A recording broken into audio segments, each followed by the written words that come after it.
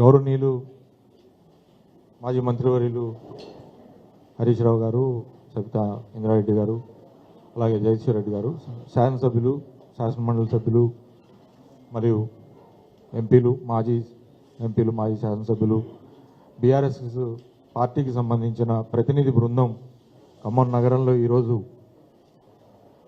మున్నేరు వరదకి జరిగిన నష్టం అలాగే బాధితుల్ని పరామర్శించి వారికి సహాయం చేసే కార్యక్రమానికి విచ్చేసిన సందర్భంగా మీడియా సమావేశానికి వచ్చిన మీడియా మిత్రులందరికీ నమస్కారం.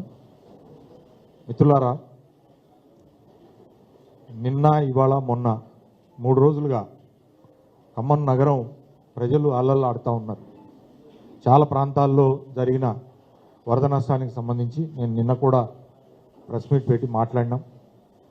ఆ విషయాల జోలికి లేదా మా హరీష్ రావు గారు కానీ జగదీశ్వర్ రెడ్డి గారు కానీ స్పృశించిన విషయాల జోలికి పోకుండా నేను క్లియర్ కట్గా ఒక విషయం చెప్పదలుచుకున్నా.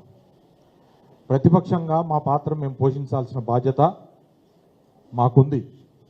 ప్రజలు మమ్మల్ని ప్రధాన ప్రతిపక్షంగా ప్రజల పక్షాన ప్రశ్నించమని, కష్టాల్లో ఉన్నప్పుడు వాళ్ళ కష్టాలని ప్రభుత్వానికి తెలియజేయటం కోసం, ప్రభుత్వం మీద ఒత్తిడి తీసుకురావడం కోసం చేసే ప్రధానమైన కర్తవ్యమే ప్రధాన ప్రతిపక్ష పాత్ర మా బాధ్యత. ఆ బాధ్యతను నెరవేర్చడం కోసమే పెద్దలందరూ వచ్చారు. వచ్చి బాధితుల్ని పరామర్శించి వారికి ఇతోధికంగా ఎంతో కొంత సాయం చేయాలని చెప్పే కార్యక్రమం ఇవాళ నడిచింది. నిన్నేం నడిచింది, మొన్నేం నడిచింది మీరు చూశారు.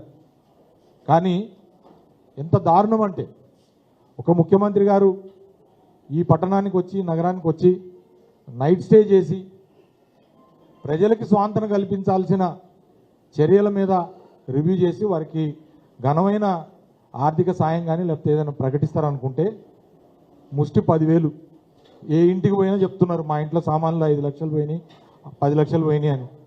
10,000 రూపాయలు అది ప్రకటించడం కోసం తమరు వచ్చి 24 గంటలు ఇక్కడ ఉండి దాంట్లో చివరికి వ్యక్తిత్వ హననం ఏదైతే గతంలో చేయటం అయితే అలవాటు ఉందో అదే వ్యక్తిత్వ హననాన్ని కొనసాగించి మీరు కేసీఆర్ గారిని, హరీష్ రావు గారిని, కేటీఆర్ గారిని, చివరికి నన్ను అనరాని మాటలన్నీ కడుపు నిండా ఇక్కడ ఉన్న వాళ్ళకి ఏదో కాంగ్రెస్ వాళ్ళు సంతోషం కల్పించారు అనుకుంటారు, కానీ ప్రజలకు మాత్రం సంతోషం అనిపిస్తలేదు.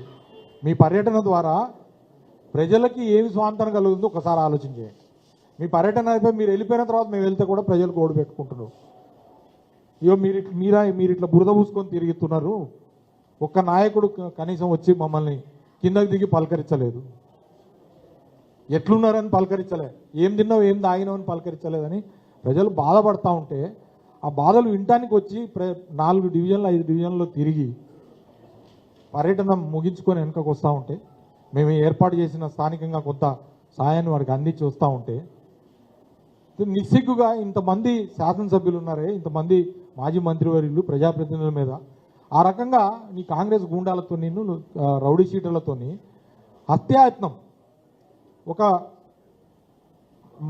మాజీ మంత్రివర్యులు 3-4 మీద ఒక కారులో ఉన్నాం, అంత బాజాప్తగా హత్యాయత్నం చేసేటట్లు అది పోలీసుల సమక్షంలోనా?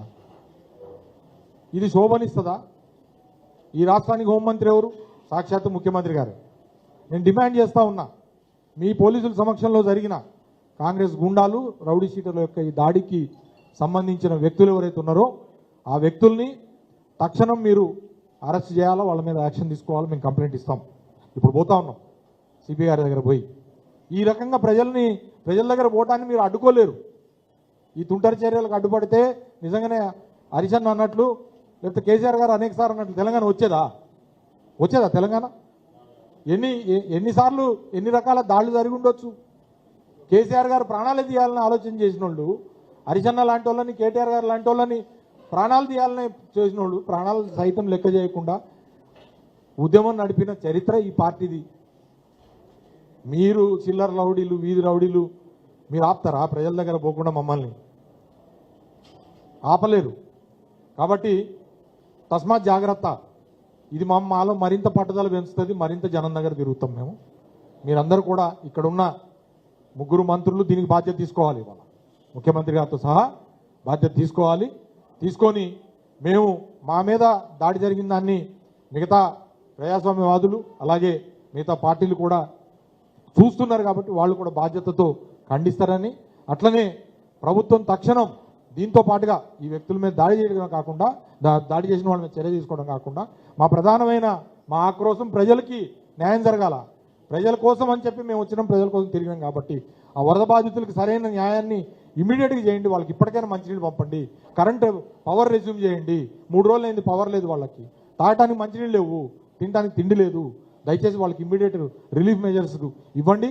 అట్లనే మేము గతంలో చెప్పినట్టు ఇప్పుడు కూడా చెప్పినట్టు మరణించిన వారికి 25 లక్షలు, తర్వాత నగరంలో ఇళ్లలో వస్తువులు కోల్పోయిన వారికి 2 లక్షల రూపాయల చొప్పున తక్షణ సహాయం కూడా అందించాలని కూడా ప్రభుత్వాన్ని డిమాండ్ చేస్తూ సెలవు తీసుకుంటా ఉన్నాం.